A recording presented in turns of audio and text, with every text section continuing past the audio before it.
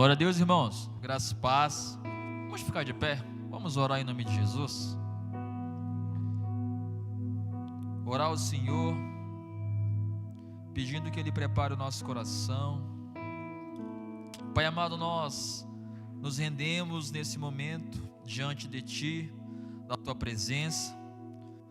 Nós queremos, Pai amado, ouvir a Tua palavra. Nós não queremos, Pai amado, ouvir aquilo que nós desejamos, mas aquilo que o Senhor tem para nós. Pai amado, a Tua misericórdia, ela tem nos alcançado, e em saber que o Teu amor por nós é um amor incondicional, já é o motivo, Pai amado, de nos alegrarmos. Nos alegrarmos, Pai amado, porque o Teu Filho amado Jesus, Ele vai nos dizer que a vida, ela é mais do que o alimento, que o corpo, ele é mais importante do que as vestimentas.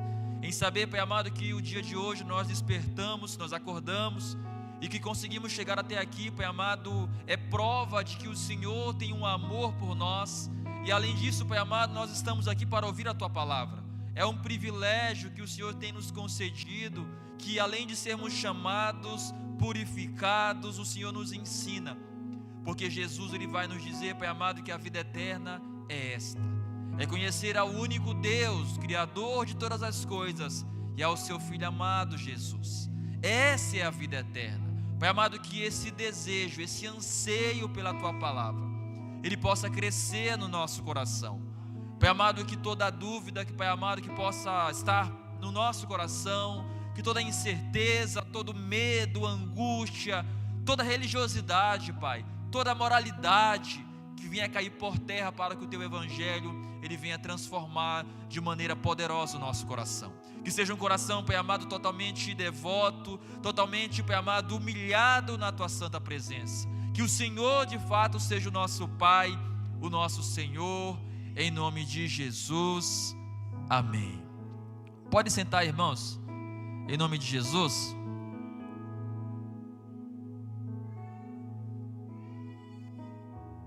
Você que trouxe a sua Bíblia, irmãos, abra comigo no Evangelho segundo Lucas escreve, capítulo 15, a partir do versículo 11. Lucas capítulo 15, versículo 11 em diante.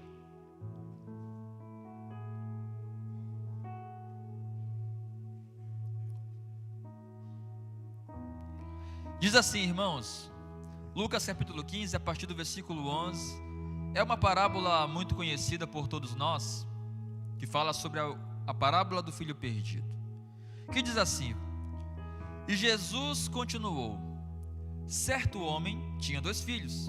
O mais moço deles disse ao pai: Pai, quero que o Senhor me dê a parte dos bens que me cabe. E o pai repartiu os bens entre eles. Passados não muitos dias, o filho mais moço, ajuntando tudo que era seu, partiu para uma terra distante e lá desperdiçou todos os seus bens, vivendo de forma desenfreada.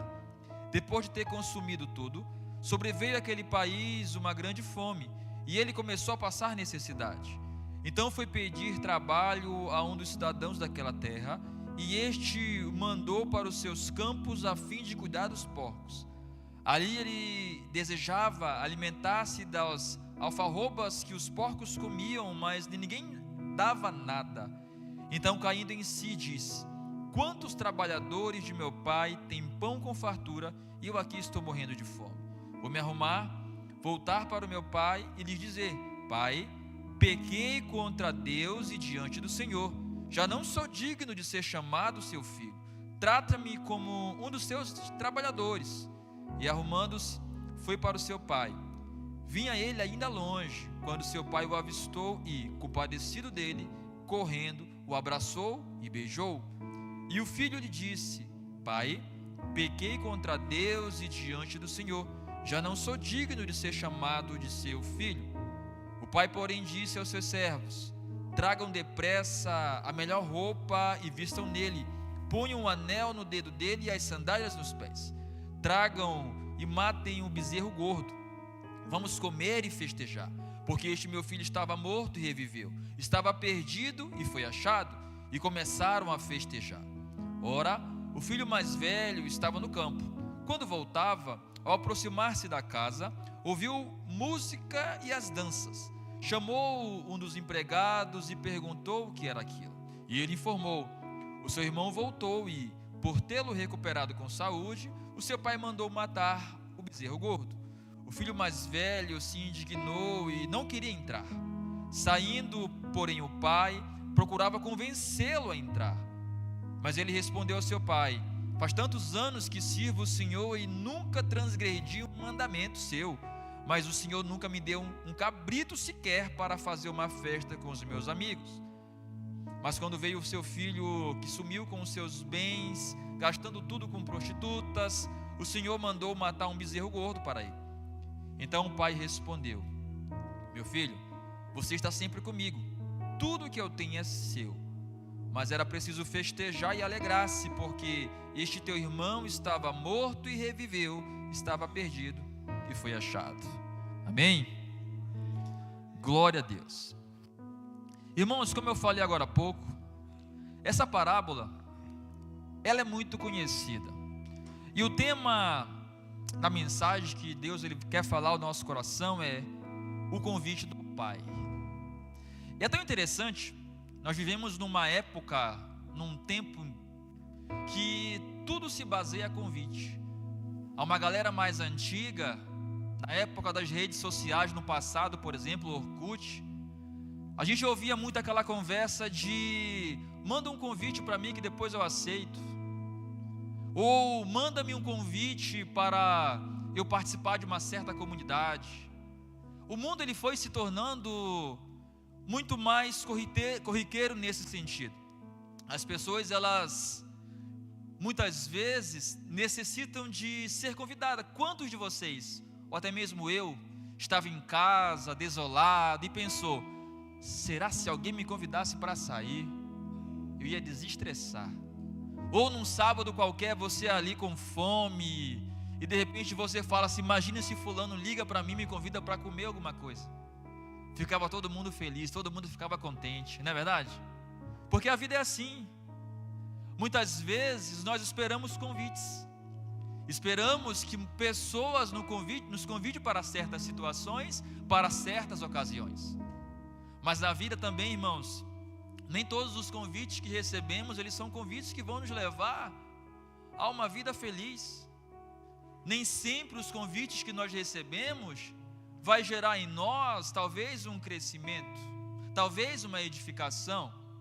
E quando eu trago essa palavra para você nessa noite, e eu quero dizer para você, quando Jesus ele começa a falar da parábola do filho pródigo, pródigo, para quem não sabe, é alguém que gasta de maneira desordenada. Mas eu quero dizer para você que também que não significa somente isso. A palavra pródigo também quer dizer alguém que usa de generosidade de maneira abundante. Tem dois sentidos para essa palavra. E quando Jesus ele começa a falar sobre isso, ele faz uma seçãozinha de 3 parábolas. Ele primeiro fala a parábola da ovelha perdida, depois ele fala da parábola da dracma perdida e por último do filho pródigo. Mas observe que ele está tratando com os fariseus. Ele está falando de um povo que no passado havia sido escolhido por Deus para receber de Deus a revelação especial. Quando Deus ele levanta Abraão, quando Deus ele levanta Moisés como líder, quando Deus ele levanta esses homens e entrega para eles a revelação especial. Eles eram aqueles cujo qual o mundo teria que ver Cristo, o mundo teria que ver Deus.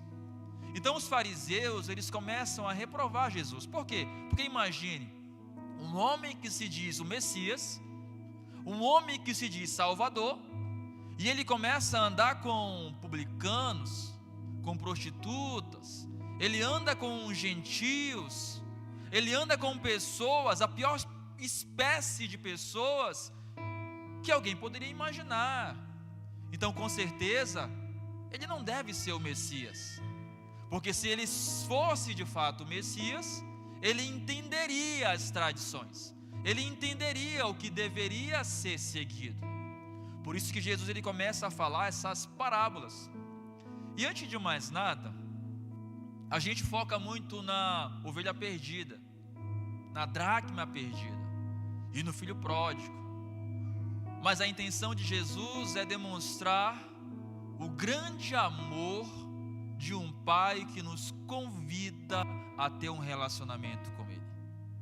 A parábola do filho pródigo, ela é tão interessante porque todas as vezes que nós observamos ela, nós vamos para o ponto do filho, que certa vez, e todos nós conhecemos aqui, ele estava ali, talvez ele tenha cansado de viver bem, né? Talvez ele tenha cansado de se relacionar com o pai. De repente ele pede a herança, pede a parte dele e vai embora. Segue a vida, segue o jogo. Talvez, e eu não quero me atentar tanto a esses detalhes, porque nós conhecemos bastante, que quando alguém viesse ao seu pai naquele tempo, que pedisse parte da herança, era como se ele estivesse matando o seu próprio pai. Todos nós sabemos disso. E é interessante nós pensarmos sobre isso, porque isso também tem relevância para aquilo que nós iremos falar nessa noite.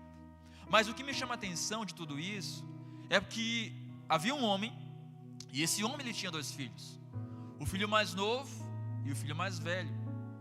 E a gente entende, irmãos, que quando Jesus ele fala a respeito de 2 pessoas, ele fala de um jovem que ele procura o seu pai para dizer: pai, eu quero tudo que o Senhor pode me oferecer.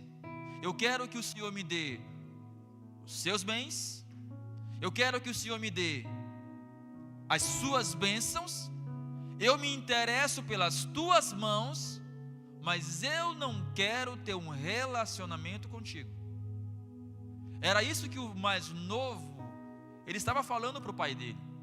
Porque uma vez que, pela tradição, que todo mundo já sabe, ele estava pedindo a herança dele, ele estava falando: olha, a partir de hoje o Senhor para mim está morto. Ou seja, a partir de hoje eu vou viver a vida como eu bem entender. Eu sou crescido, quero viver independente. Até porque, irmãos, imagine, talvez você não conheça ninguém assim, ou você conheça alguém assim. Alguém que, quando a vida ela começa a ficar difícil, ela vem orar, ela quer jejuar, mas quando a vida ela está boa, ela está tranquila, ela não quer saber do Pai, ela não quer saber de Deus, ela não quer saber de relacionamento com Deus. É porque cansa, né, irmãos? Ter relacionamento com Deus é cansativo. Sabe, eu preciso abrir mão das minhas próprias vontades, eu preciso abrir mão dos meus próprios desejos. Isso é muito chato, é muito, sabe, é muito antigo, é muito antiquado. Para que eu vou fazer isso? É melhor eu ter aquilo que Ele pode me dar, mas Ele também não precisa que eu dê nada para Ele. Essa era a mentalidade do filho mais novo. Ele estava interessado só naquilo que o pai podia oferecer para ele. E sabe, a gente vê uma geração de pessoas que elas estão interessadas somente naquilo que Deus pode dar. Elas estão interessadas somente nas bênçãos de Deus. Aí a gente critica muitas vezes o filho pródigo, né? Não, o filho pródigo foi mau, foi desobediente.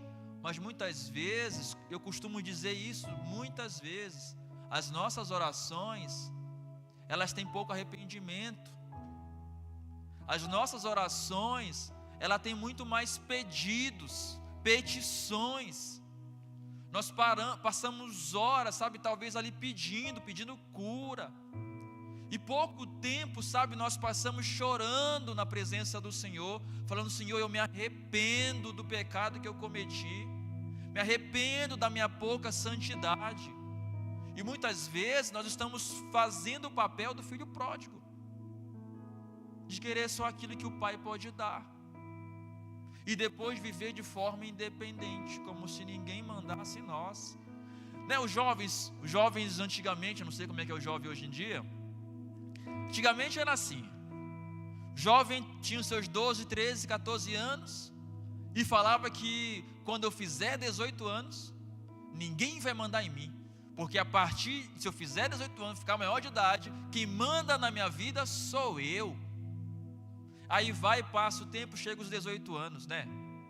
Aí chega os 18 anos, ela pensa, olha, preciso voltar, porque aqui eu que tenho as minhas responsabilidades. Preciso voltar, porque com 18 anos eu começo a arcar com os meus compromissos. Eu posso até ser preso se eu fizer alguma coisa errada, não é verdade? Então começa a ser diferente. E quando a gente olha para esse jovem que foi embora, que gastou tudo, nós observamos um outro irmão também, um irmão mais velho, que talvez ele seja esquecido por muitas pessoas, porque a gente se atenta tanto para o irmão mais novo, e nos esquecemos que o irmão mais velho, ele era alguém que estava na casa do pai dele, alguém que moralmente se considerava superior aos demais. Já conheceu alguém assim, irmãos? Alguém que só porque vem para o culto de domingo, de manhã, de tarde, quarta, sábado, sexta-feira, se considera muitas vezes superior a quem não vem. Já conheceu alguém assim? Acha que muitas vezes por cumprir regras é superior a quem não cumpre regras. Porque o evangelho, ele não é sobre cumprir regras. O evangelho não é sobre eu cumprir alguma coisa. O evangelho é sobre eu obedecer a Jesus. É sobre eu entregar a minha vida a Jesus, ao senhorio de Jesus. E quando o irmão mais novo, é interessante, o irmão mais novo ele volta, ele vive a vida dele, ele se quebra a cara lá no mundão, né? Ele se dá mal, mas ele resolve voltar. Ele volta talvez ali na cara lisa, né? Não, vou voltar porque não tem jeito, aqui fora não dá, aqui fora eu não consigo. E o pai, quando ele vê aquilo, o pai que ali está na figura de Deus, quando ele vê aquilo, ele se alegra. Ele começa a tratar o filho dele bem, troca as roupas dele, coloca o anel no dedo dele, troca as sandálias dele, recebe ele, perdoa ele. Mas o filho mais velho, quando ele fica sabendo que o pai recebe o filho mais novo de uma maneira, sabe, tão estranha, ele começa a reprovar o pai por causa disso. Ele começa a questionar do porquê o pai permitiu que seu filho mais novo voltasse e além de, ainda fez uma festa para ele. Que coisa! E sabe o que é interessante, irmãos? Na tradição antiga, naquele tempo, quando esse tipo de coisa acontecia, que o filho mais novo ele saía de casa, que ele era papel do mais velho ir atrás, mesmo que ele perdesse parte da sua herança. Ou seja, era o papel do filho mais velho arriscar a vida para trazer o seu irmão mais novo. Estou vendo alguma semelhança em relação ao que nós vivemos como igreja? Porque o filho mais velho, irmãos, ele estava dentro da casa do pai. Ele estava onde supostamente Deus falava, onde supostamente o pai estava. Ele era para ter acesso a coisas que ele não tinha acesso. É por isso que a minha preocupação, sabe, é que quando o pai ele vem falar com o filho, no versículo 28 e 29, ele vai dizer, versículo 28 e 29 diz assim: o filho mais velho se indignou e não queria entrar, saindo, porém o pai procurava convencê-lo a entrar. Sabe o que é interessante? O filho novo vem, e quando ele vem, o pai faz uma festa. O pai, tão amoroso que é, ele vem atrás do filho velho, mais velho, e convida também o filho mais velho para entrar na festa. E o filho mais velho, ele estava lá, na casa do pai dele, E ele disse no versículo 29, faz tantos anos que eu sirvo ao Senhor e nunca transgredi o seu mandamento. Irmãos, esse argumento, infelizmente, a gente ouve de tantas pessoas. Tantas pessoas estão na casa do Senhor e elas dizem: faz tanto tempo que eu sou crente, tanto tempo que eu faço, sabe, eu evangelizo, eu oro, eu sirvo ao Senhor, e coisas não acontecem na minha vida. E esse daí que veio agora, o Senhor recebe e ainda faz uma festa para ele. Mas era o filho mais velho que era para estar indo atrás do filho mais novo. Mas não, o mais velho estava preocupado em provar para o pai dele que ele obedecia a todos os mandamentos. E o pior, ele não era filho, irmãos, era ou não era filho? O mais velho era filho. Só que no versículo 29 ele está se colocando, irmãos, quando a pessoa não tem relacionamento com Deus, ela se coloca como um escravo. E observa que no versículo 29 ele fala assim: ó, eu te servi tanto, tantos anos te servindo. Sabe o que é isso? Quando eu não tenho relacionamento com o Pai, eu não tenho identidade. Em vez de eu ser filho, eu sou tratado como qualquer, ou eu me trato como qualquer. Jesus, ele já não vai nos chamar de servo, porque o servo não conhece o seu Senhor. Deus, ele nos trata como filhos. E esse é o ponto. Porque quando eu não tenho relacionamento com Deus, ainda que eu diga que eu obedeço os mandamentos do Senhor, observa que eu me coloco no lugar que não é para eu estar. Um exemplo que eu digo para você, quem é pai ou mãe sabe do que eu vou falar. E para quem é filho também, você precisa perguntar para o seu pai ou pedir para o seu pai e para a sua mãe para ser filho dele? Você precisa pedir? Você não precisa pedir. Ele é pai e você é filho.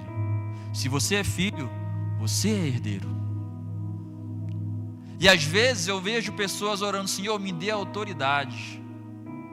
Quem é filho tem autoridade. É isso que o pai está falando para o filho: filho, você está comigo, você mora comigo, o que eu tenho é teu, o que eu quero que você viva, você pode viver aqui. E às vezes nós perdemos porque nós não temos a intimidade ao ponto de reconhecer. E o filho mais velho, ele não entendia. Ele estava na casa do pai dele, mas ele estava vivendo como empregado. E ele queria a recompensa dele. E é tão verdade isso, que ele vai falar assim: olha, eu estive tanto tempo, te obedeci tanto, e você, pai, nunca matou nem um cabrito para mim. Mas para esse aí, rebelde, que está voltando agora, o Senhor não só matou o melhor novilho gordo, o Senhor fez uma festa.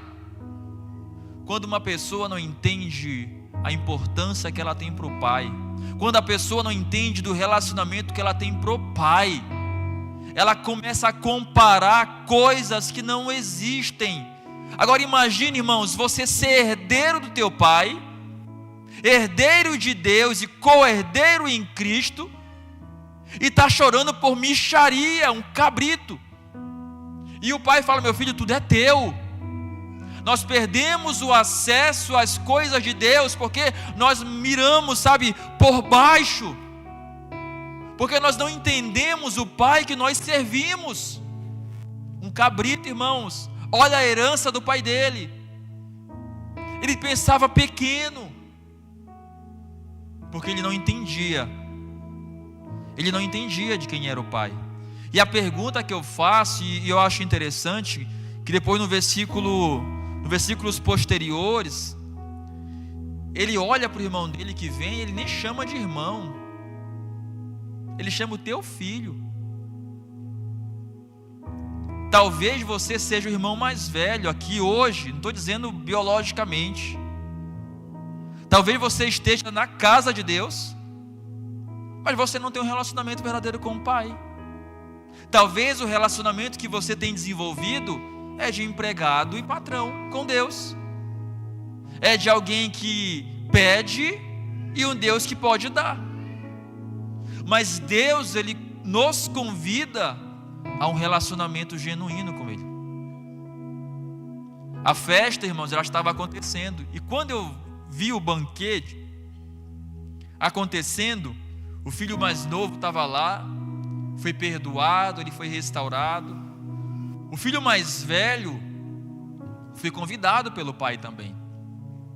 Em Mateus 22 nós temos as bodas de casamento, a parábola, que Jesus ele começa a contar que um rei tinha um filho que ia casar e ele envia pessoas para convidar as pessoas para o casamento, convidar as pessoas para a festa. Algumas negam, falam que casou, comprou um terreno e ia ver o terreno, ou entrou para a faculdade, ou começou um trabalho novo. Não tem um tempo agora. Depois o Senhor fala assim, ó, vão a cada esquina e tragam quem estiver lá. Tragam quem estiver lá. O pai ele faz o convite para o filho mais velho. Vem para a festa, meu filho. Vem celebrar o retorno do teu irmão. Vem celebrar da intimidade que teu irmão entendeu e ele vai viver. Não fique de fora tentando ser moralista, tentando se comparar ou julgar quem está vindo. É teu papel ir atrás, é teu papel fazer a diferença. Vem viver o relacionamento comigo. Entenda que eu sou o teu pai. Entenda que a vida que você tem porque eu tenho te dado, mesmo você não tendo notado. Irmãos, não é o quanto você ora, não é o quanto você congrega, não é o quanto você entrega de dízimo ou de oferta, não é sobre isso, mas é o quanto Deus ele tem no teu coração, é o quanto a tua vida ela de fato está na presença, no altar do Senhor, porque eu e você somos filhos. Jesus ele vai falar a todos quantos deu, o Espírito Santo, quem recebe o Espírito Santo, ele deu o poder de tornar-se filhos de Deus. Você e eu, nós somos filhos de Deus, e filho tem acesso a coisas extraordinárias. Filhos, eles têm o poder, sabe, de viver coisas extraordinárias. Porque todo convite, irmãos, ele vai gerar em nós uma reação.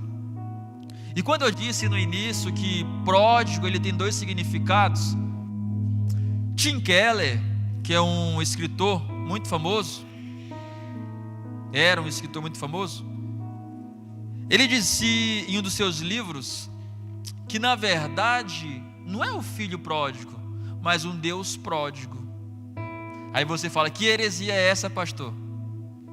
Eu disse no início para você que pródigo ele tem um significado de alguém que gasta de maneira insensata, mas tem um outro significado, alguém que gentilmente distribui bondade com alegria.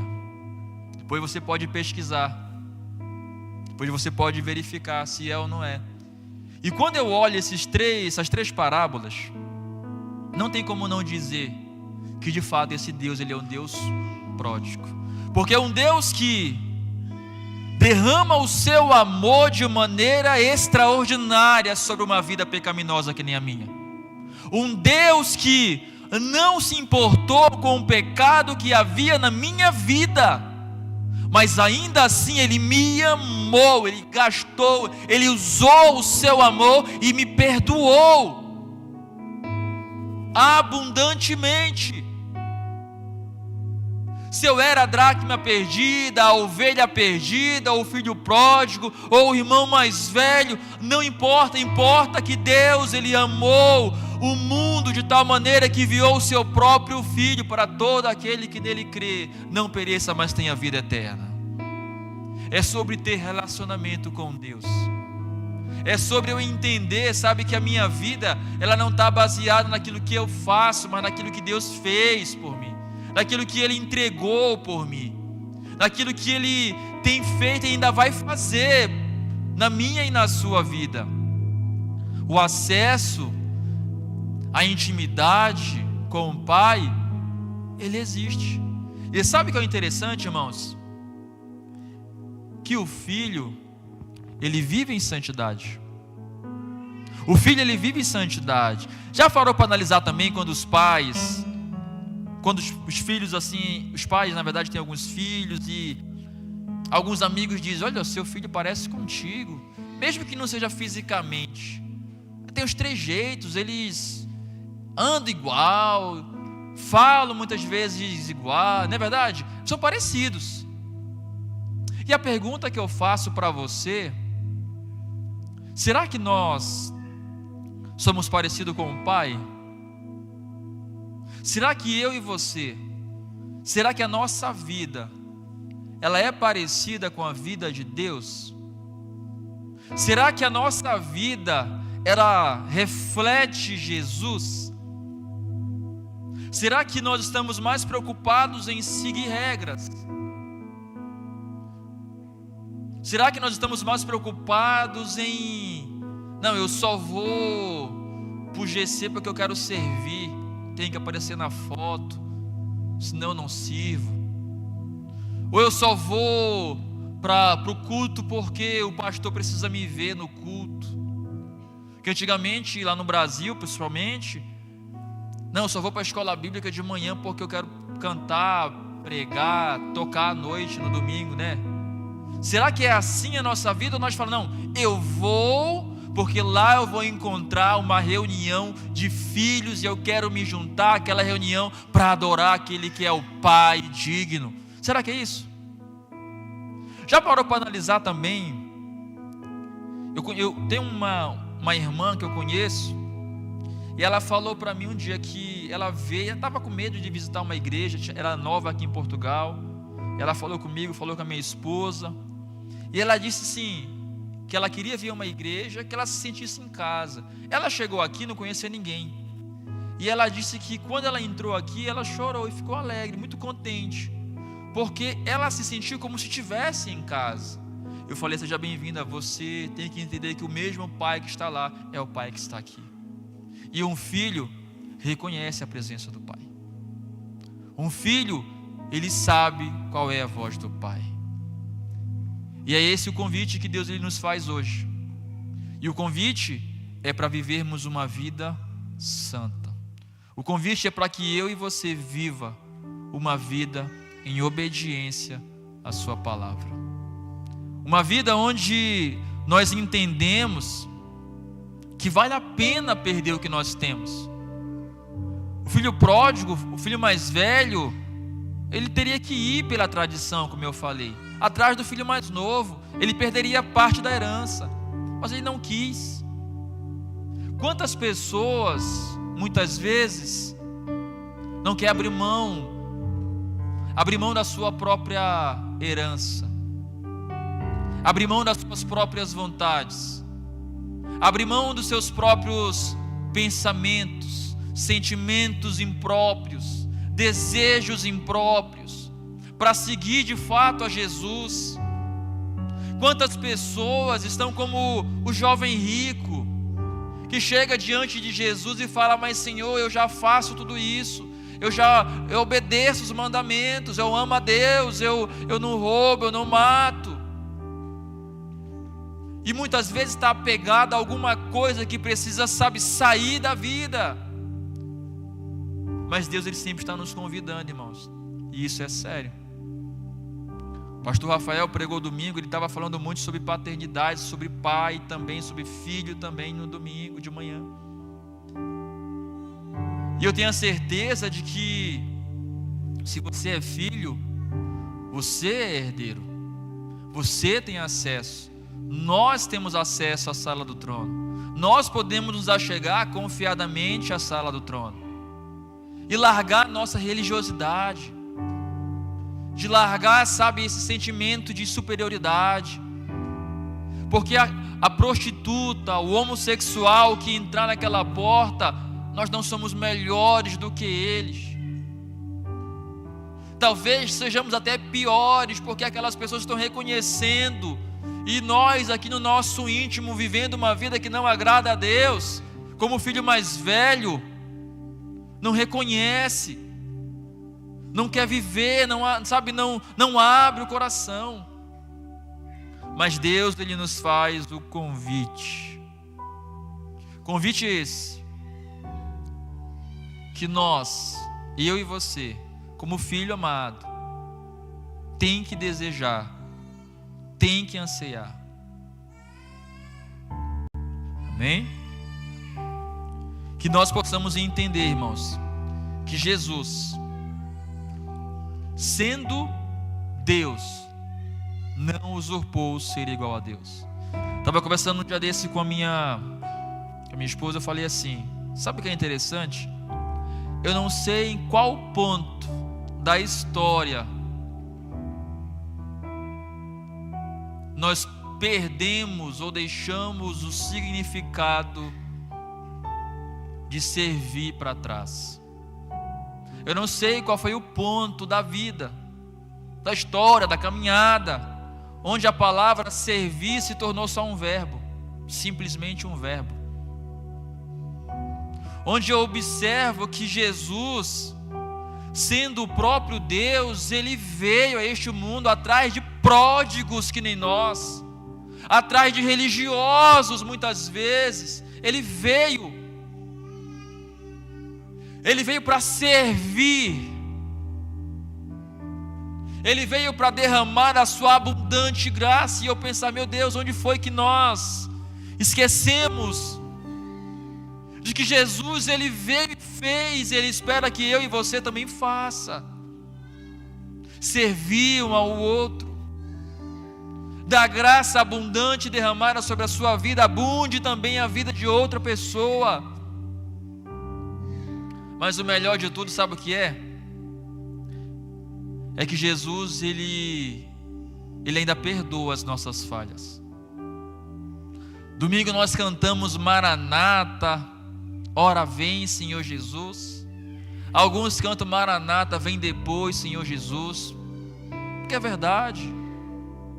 Tem pessoas que têm medo da volta de Jesus sendo cristã, porque não quer abrir mão da vida que está levando. Tem pessoa que diz para mim assim, ó, eu não quero morrer, eu não quero perder a minha vida. Claro que ninguém quer morrer aqui, óbvio, ninguém quer, porque esse não é o anseio de ninguém. Mas estar apegado a uma realidade, ao ponto de amar a vida mais do que a Cristo, é uma coisa que nós não devemos. Nós que somos servos do Senhor, nós que somos chamados pelo nosso Pai, nós que somos filhos, precisamos entender que o nosso lugar, Jesus Ele falou, não é aqui. O nosso lugar não é aqui. Se você entende isso, glória a Deus pela sua vida. O nosso lugar, irmãos, Jesus Ele vai falar sobre isso. O mundo não é o lugar onde nós devemos ou deveríamos estar, mas estamos. E por estarmos, que a glória do Pai, ela seja manifestada através da nossa vida. Que a glória de Deus, ela seja refletida, para que outras pessoas sejam alcançadas. Que você não seja pedra de tropeço na vida de ninguém, mas que você seja a luz a alcançar aquele que está perdido. Que a tua vida, a minha vida não seja, sabe, o lugar onde, o buraco onde a pessoa irá cair, mas que seja a corda que vai puxar essa pessoa daquele buraco. Que você seja o porto seguro de alguém. Que você seja aquela pessoa que vai levar Jesus para aquela pessoa mais, que talvez você não goste dela, mas por amor a Deus, por amor a Jesus, faça, porque Jesus, Ele quis você, e Ele quer também aqueles que estão lá fora. O Evangelho é sobre isso.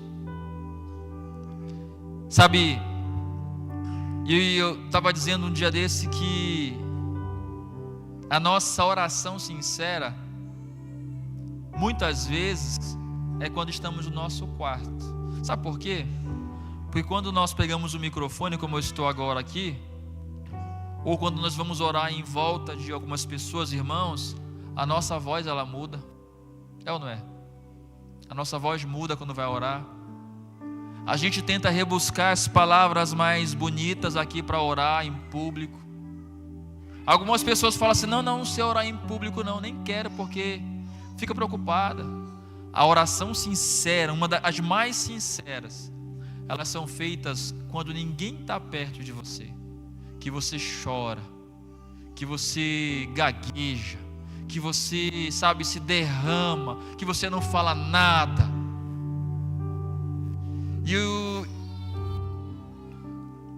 E muitas vezes nós chegamos aqui, nós usamos essa máscara. Eu não estou dizendo que ninguém é falso aqui, não é isso. Eu estou dizendo que às vezes nós colocamos certas máscaras para se proteger.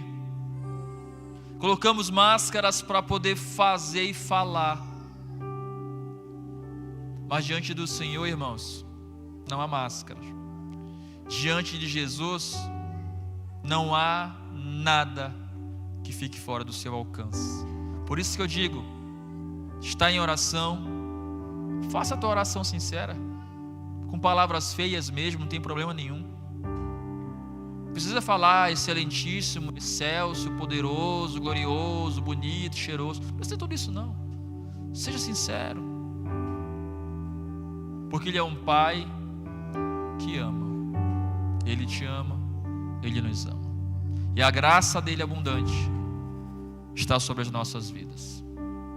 Fique de pé no seu lugar, em nome de Jesus.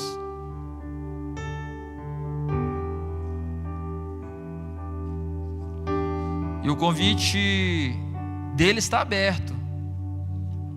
O convite dele está valendo. Aqueles convites que nós recebemos na rede social, de um amigo, expira, acaba. Mas o convite de Deus, ele continua. Enquanto estivermos aqui, Ele continua a nos chamar para vivermos um relacionamento genuíno com Ele. Continua para que nós possamos chamá-lo de Pai. Não somente Deus. Deus, nós sabemos que Ele é. Mas Ele quer também ouvir da tua boca: Pai, Abba Pai, Papai. Obrigado pelo teu amor, meu Pai. Feche seus olhos. Olha Ele. Talvez você não tenha o seu pai fisicamente, já não está mais nesse mundo. Talvez você não consiga, ou também nunca teve um bom relacionamento com o seu pai. Quero dizer para você que, independentemente da circunstância, o teu Pai que está nos céus também estava lá, cuidando de você, cuidando da sua vida, cuidando de você ao acordar, cuidando de você ao deitar. Esse é o Pai amoroso. Fale com Ele, fala: Pai, Abba Pai, Papai, meu Pai, obrigado pelo teu amor, Pai. Obrigado pelo teu perdão que foi derramado nas nossas vidas. Pai amado, nós estávamos desgarrados, mas nós voltamos porque o Senhor nos trouxe. Nós estávamos, Pai amado, sabe, dentro da igreja, mas não sentimos, não conseguimos entender, Pai amado, mas hoje, Papai, nós queremos entender, sentir. Queremos, Pai amado, entrar num novo nível de adoração, um novo nível, Pai amado, de intimidade. Pai amado, que todas as vezes que o Senhor chamar, Pai amado, que possamos ouvir a Tua voz e possamos dizer: Senhor, eis-me aqui, papai, estou aqui, fala que Teu Filho ouve, fala que Teu Filho está escutando. Pai amado, eu oro, Senhor, para que haja restauração, Pai amado, de relacionamento contigo nessa noite. Eu oro, Pai amado, que haja perdão, Senhor, nessa noite. Que haja, Pai amado, vida, que haja a Tua graça derramando e que nós possamos receber essa graça no nosso coração. Perdoa-nos, Pai amado, por estarmos distante de Ti. Perdoa-nos, Pai amado, por estarmos tão perto e mesmo assim tão distantes, Pai amado, em não entender o Teu amor e graça, Pai. Obrigado pelo convite eterno que o Senhor nos deu, Pai amado, para estarmos junto contigo, para podermos, Pai amado, estar nas bordas do Cordeiro, para podermos, Pai amado, viver a eternidade contigo, aprendendo de Ti, vivendo para Ti, Senhor, dizendo: Santo, Santo, Santo, Santo. Obrigado, Pai. O nosso desejo é conhecer, Pai amado, inteiramente como o Senhor é, em plenitude, em graça, Pai. Esse é o nosso desejo.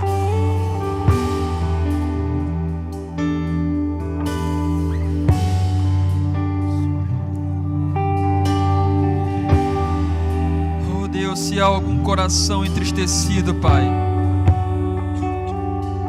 que esse coração encontre alegria nessa noite. Se há um coração, Pai amado, deprimido, ferido, que esse coração nessa noite encontre a alegria que abunda, a alegria extravagante, a alegria, Pai amado, que é derramada infinitamente, que é derramada, Senhor, de maneira que transforma, transborda, Senhor. Nós desejamos a Tua alegria, desejamos a Tua presença, nós desejamos o Senhor, Senhor Deus, Pai amado. Os meus olhos em Ti, nada mais me satisfaz. Você que sabe cantar essa canção, cante ela. Uma vez que eu coloquei os meus olhos em Ti, nada mais me satisfaz. Declare nessa noite. Uma vez que eu coloquei os meus olhos em Ti, nada mais me satisfaz. Mas maravilhoso, Deus. Os meus olhos em Ti, Olhe para Ele nessa noite. nada mais me satisfaz. Ele está de braços abertos, não importa a vida que você levou, que você tem levado, Só quero não importa, a Ti, Ele está de braços abertos. nada mais. Declare nesse momento. Nada mais, nada além de Ti. Só quero a Ti. Nada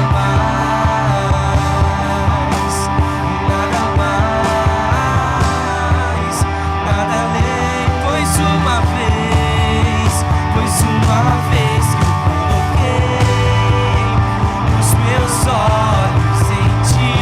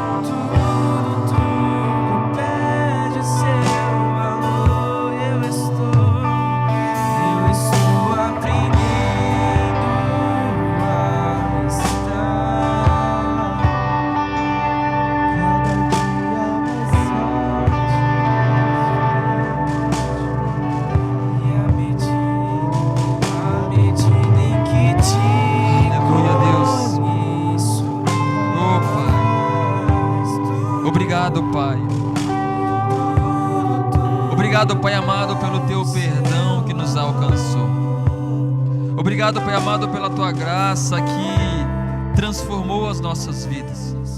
Só o Senhor sabe de onde o Senhor nos tirou.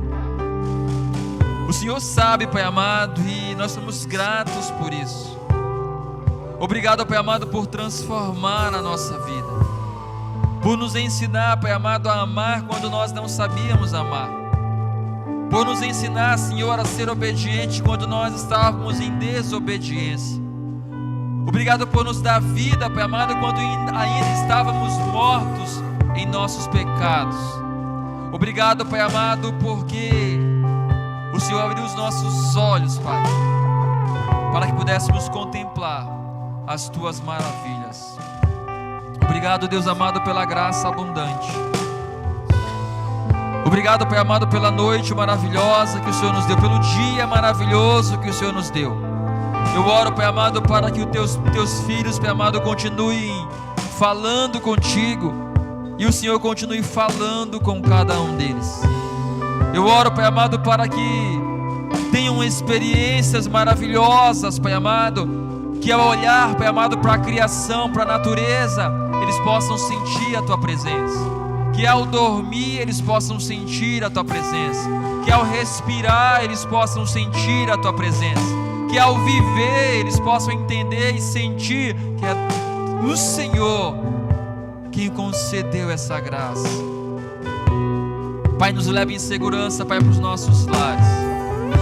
Pai amado, nos livre do mal. Pai amado, nos livre de nós mesmos. Nos livre, Pai amado, de pecar contra Ti, Senhor, e que possamos viver em santidade. Obrigado, Deus, pela graça abundante. Obrigado, Pai, pelo amor derramado e nos fazer Teus filhos. Pai amado, nos dê uma noite abençoada, um sono maravilhoso, em nome de Jesus. Amém, irmãos? Vamos aplaudir ao Senhor, que é digno de toda honra, toda glória, em nome de Jesus. Que Deus abençoe a vida de cada um. Até domingo, em nome de Jesus.